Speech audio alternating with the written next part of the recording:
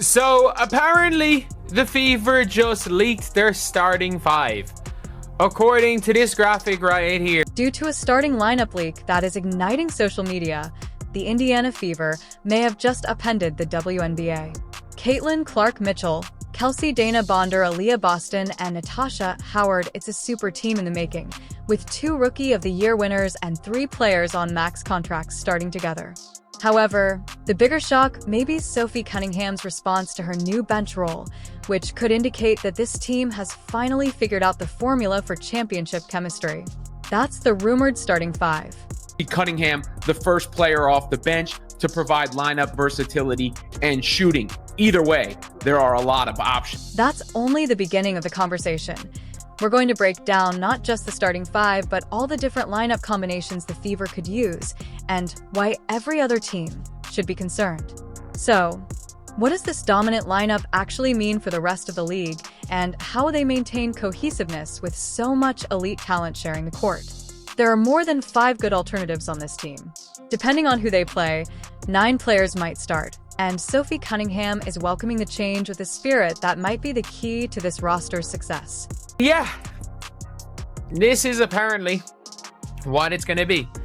Caitlin Clark at the 1, Kelsey Mitchell at the 2, DeWanna Barnes at the 3, Natasha Howard at the 4, and Aaliyah Boston at the 5. Obvious. Let's begin where all good stories begin. Caitlin Clark, the rookie sensation, is already changing the rules of basketball. Her vision is incredible, and her range is nearly limitless. Opponents are picking up on this quickly, so if Clark is in the building, you had better protect her as soon as she sets foot on the hardwood. Because in order for the Fever to achieve the goals that they have in front of them, everyone is going to need to buy into their role, and it's up to Stephanie White to put the best lineups out there, the best lineup combinations, and all of that. I took a stab at projecting what the starting 5 will be, and it's, not a huge leap, but obviously Caitlin Clark's going to be the point. Kelsey Mitchell, who averaged almost 20 points per game the previous season and is one of the league's most unguardable guards, is right next to her. She can manufacture her own shot from any place, even when defenders are riveted to her. Kelsey Mitchell, the shooting guard, the most potent backcourt in the WNBA. I think DeWanna Bonner will be the Swiss Army knife kind of player at the 3. Next up is Dana Bonner, who is 6 feet 4 inches and has a ton of playoff experience. She is a mismatch nightmare who can guard several spots and spread the floor. In addition to Natasha Howard, Aaliyah Boston, the 2023 Rookie of the Year, is a relentless defender who excels at pick-and-roll play, fast breaks, and anchoring the paint. Her superior footwork, raw strength, and high basketball IQ make her a formidable force beneath the rim. Natasha Howard fills that hole that they had at power forward, especially they were lacking somebody who could run the floor, catch, and finish. Aaliyah Boston is the center who doesn't hunt for shots but can be a key cog on both ends. This unit will give instructors headaches because every component fits the spacing they make, making it resemble a flawlessly timed symphony. Concentrate on defending Clark Mitchell, as he will scorch you if you attempt to collapse on Boston inside Clark. Bonner, both Mitchell and Howard are capable of making perimeter shots. Experience, defense, and scoring spacing all have an unrivaled balance. It was already tougher to load up on Kelsey Mitchell last year because Caitlin Clark was there. And when Kelsey's able to get out in transition, she's so fast. And when she's able to take you one-on-one, there ain't much you can do. And don't undervalue the potential between Clark and Boston. These two could become one of the WNBA's most lethal young duos. Their chemistry is still developing, but it already seems like magic, as head coach Stephanie White has stated. Boston's screens and well-timed cuts combined with Clark's accurate passes make for a highlight machine in the making. You think about the great point guards and post players that our game, not just our league, but our game has seen. They are going to go as the greatest. And I'm excited about the opportunity to work with them. I'm excited about the opportunity that we have to build from those starting points and build out, and for the longevity that those two could have in Indiana, in Indianapolis, and hanging banners in this building. With Clark now in charge, teams like the Aces and Liberty should take note because the projected starting 5 scored over 80 points per game last season. Vegas may be exposed in the paint with a smaller lineup, and New York's defensive system may be destroyed attempting to switch between all these weapons. This isn't a rebuild anymore. Indiana is coming for victories now. So I saw Sophie Cunningham talk about how she is thrilled to join a supporting role next to Caitlin Clark and that she's playing on a stacked Fever squad. And here's where it gets even more interesting. Don't sleep on the bench, especially Sophie Cunningham and Lexi Hall. Cunningham's reaction to not making the starting lineup is very professional. There is no drama or pouting, just support and determination. She is eager to play alongside Caitlin Clark and the team wherever she starts the game. I am really excited, and I didn't come here for the spotlight. I didn't come here to have more eyes. I came here to win. And I really do think that with the group that we have, that we are going to win. We are going to get a championship. This kind of seasoned wisdom is uncommon. Many well-known players have refused to play a smaller part. For example, Allen Iverson refused to leave the bench and left the game. Carmelo. Sophie is all in, and that kind of attitude might be exactly what makes this club a legitimate contender. Anthony had similar problems in Houston. What they were doing, and of course you have Caitlin, who's drawn eyes from all around the world. That is like, why would I not? Why not be a part of something great? You go from Diana, and now you're going to a team who is going to be a contender for a championship. And so I'm stoked about this year. I'm really excited for the players, but I'm also excited just for the community and the relationship and the culture that you guys have here. Cunningham's selflessness is indicative of a shifting culture in Indiana that is focused on group success rather than individual stats. And that is precisely the kind of drive Stephanie White needs to turn this loaded roster into a championship-caliber team. Championship squads aren't just made up of stars. They're made up of players who understand and embrace their role. Sophie Cunningham, who I mentioned before, who I do think will be the first player off the bench because of all of the things she can bring to the team, where they can go small with her and spread the floor. I mean, you can go real small. You could play Howard at center and Cunningham at the 4, something like that. Really space the floor out and give teams a different look. She can play a traditional spot on the wing, of course. And she has a little bit more, I think they're listed at the same height, but she has a little bit more length and size, I believe, than Lexi Hull. And that's, another shooter out on the floor. Cunningham is the perfect 6th woman because of her skill set. She can defend guards and forwards, shoot from deep, and provide the kind of energy that changes momentum. She could easily start for other teams, but instead she is committed to improving this team in any way she can. That mentality is the cornerstone of greatness. It's going to be a phenomenal group. I'm excited for all the other pieces that came in this offseason with me. And so when I really see what I can do here, I'm confident in that, but I really am just excited for the big picture of what everyone brings to this team. If you need someone to shut down the opposing team's top scorer, EXI Hall is the go-to choice. If spacing is a concern, she's your answer there as well. She's the epitome of a relentless defender, applying pressure from baseline to baseline and never letting up. And then there's Lexi Hull, who was relied upon a little bit too much a season ago. Lexi's a little undersized to guard some of the players that she had to guard and would get in foul trouble. And when she got in foul trouble, it was really debilitating for the team. Now I think she can bring that energy all the time and not have to worry about the foul trouble because of the lineup versatility that they have. For Lexi, the key is, can she continue to hit at the clip from 3 that she did the second half of last season? And she's got to get better at finishing around the cup. I mean, that's an area of improvement. Paul is a quiet but successful player who led the WNBA in 3-point shooting percentage the previous season. She may not be showy, but her impact is vital whether she's flying after a loose ball or sinking a crucial corner 3. We've seen a lot of Brianna Turner working out with the team. I think her ability to set screens, hopefully catch and finish, could give her some minutes because Aaliyah Boston really the only kind of what you would consider a center on the squad at this moment. Beside her is Brianna Turner, the Fever's interior defense's hidden gem. She doesn't exactly light up the scoreboard, but her contributions don't shown on stat sheets. Turner generates wide-open lanes for players like Caitlin Clark to maneuver with defenders pursuing shooters out to the arc, sets bone-rattling screens, and finishes hard through traffic. Turner is the one that continuously converts in the paint where it matters most, taking advantage of the space they leave behind. When the players need a break, Hull and Turner's tough defensive combination keeps the pressure on. The type of role players that championship teams are built on, willing to put in the effort, always locked in, and determined to maintain momentum even when the stars are resting, are Hull's relentless hustle, which helps maintain a high pace, and Turner, who protects the rim and smashes the boards like her life depends on it. Colson maybe plays a little bit more than we figured because Clark will get spelled a bit more often this season, I would imagine. I also could see some Clark-Colson two-guard lineups out there at times to let Clark play off the ball a little bit more, to let Colson apply defensive pressure. Also keep in mind Sydney Cousins' soothing presence as Caitlin Clark prepares for the grind of her sophomore campaign.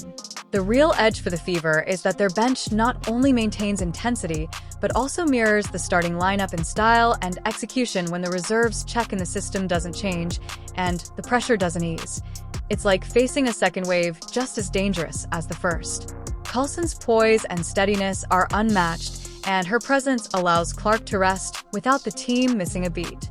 She also knows how to run an offense, manage the game clock, and keep everyone on the same page. See Clark in motion more this year to free her up for cleaner looks. You know, Clark's three-point percentage was not probably where it needed to be. I think one way to get that up is to get her cleaner looks off the ball at times, though she should still have the ball the lion's share of the time. What they really did do is add those rim runners around. Speaking of strategy, let's discuss the overall plan for Caitlin Clark's role this season. The Fever are going full Steph Curry mode, which keeps her moving constantly to reorganize defenses from the inside out. Don't think of Clark standing motionless at the top of the key, barking out orders. I also want our players to use their instincts and to play free. You know, we want to make plays, not run plays, right? We want to have sets that give us certain spacing that we want, depending upon our rotations, who's on the floor, who we want to attack, what matchups we want to get to, how can we manipulate them. So we'll have certain play calls that just give us space to operate. And then whichever play we make, whichever pass we make determines, one of three actions that our players can read from. And so really giving them the freedom to play within a system. This is the vision. With that dangerous shooting range, Clark dishes the ball and takes off right away, cutting the back door, running through several off-ball screens, and appearing in unexpected places. As a result, defenders chase Ghost while Clark sets up for another 30-footer. It's a workout just trying to stay close to her. And of course, when you have more weapons, a lot of people are worried. I don't think they have players who need the ball to score, but they have more players who can score, which is going to make it tougher to load up. It was already tougher to load up on Kelsey Mitchell last year because Caitlin Clark was there. And when Kelsey's able to get out in transition, she's so fast. And when she's able to take you one-on-one, there ain't much you can do. And then Clark, the same thing. What are you going to do now? You're going to have to pick your poison because you're going to send the whole defense at her again. Well, she's going to pick you apart.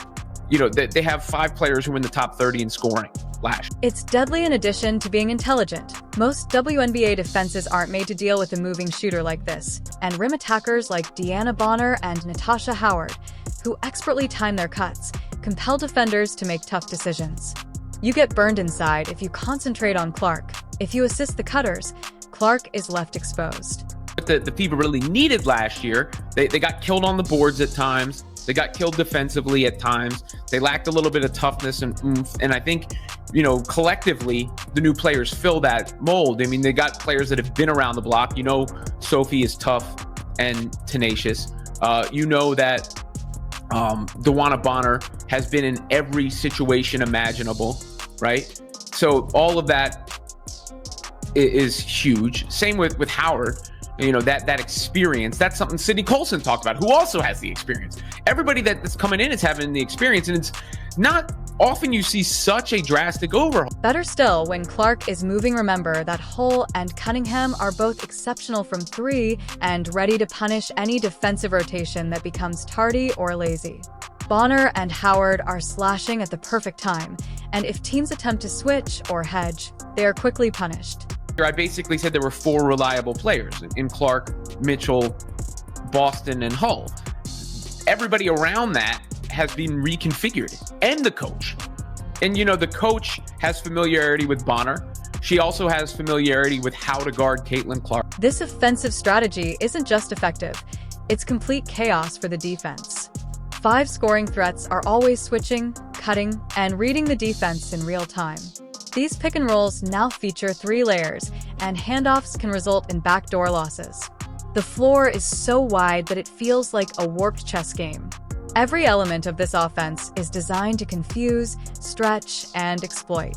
Now, as much as the starting 5 is pretty much dead set right now, I could potentially see one of Sophie Cunningham or Lexi Hull maybe breaking into that starting lineup.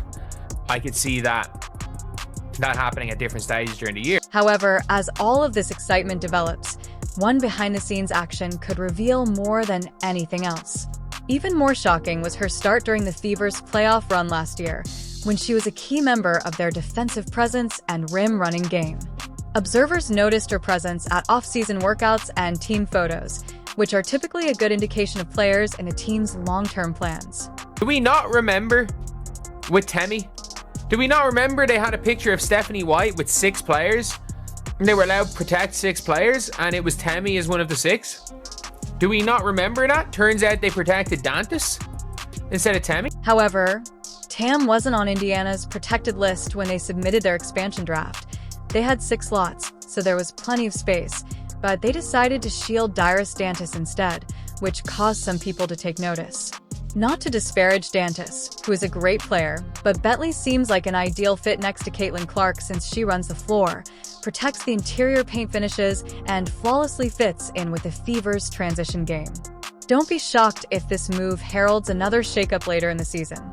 Indiana's front management is playing a long game, and the choice to emphasize Dantas may be about flexibility, unlocking different play styles, providing trade options, or mixing up the skill sets on the second unit.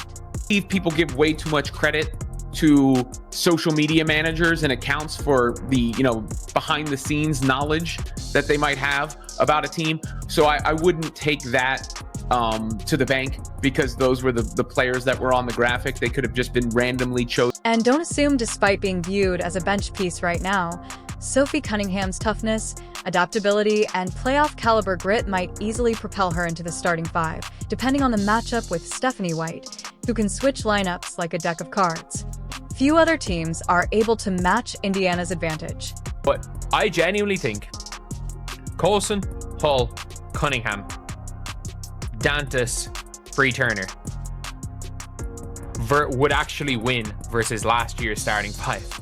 Because obviously Kelsey Mitchell was injured, Erica Wheeler's Erica Wheeler, Caitlin Clark just wasn't ready, and she was playing shooting guard a lot of that game, let's be real. Aaliyah Boston was not great coming into the season, and Alyssa Smith was arguably their best player. Like, that's the craziness of that. And like, the Fever are so freaking stacked. This isn't just a rebuild, it's a complete rebirth, with seasoned veterans like Bonner, Howard, Coulson Turner, and Cunningham supporting a young core of Clark. That's the real weapon here. Depth and flexibility. While most teams are stuck to strict rotations, the Fever can mix and match lineups on the fly and keep the energy high for all 40 minutes, which could be the difference between winning it all and making the playoffs. If you're excited for the upcoming season, let us know in the comments, like, subscribe, and turn on all notifications so you never miss it. Click the video on the screen, and we'll see you in the next one. Boston Mitchell and Hull the Indiana Fever are done playing catch-up. They're here to win, and with Caitlin Clark leading the charge, you'd better believe they're aiming straight for the top.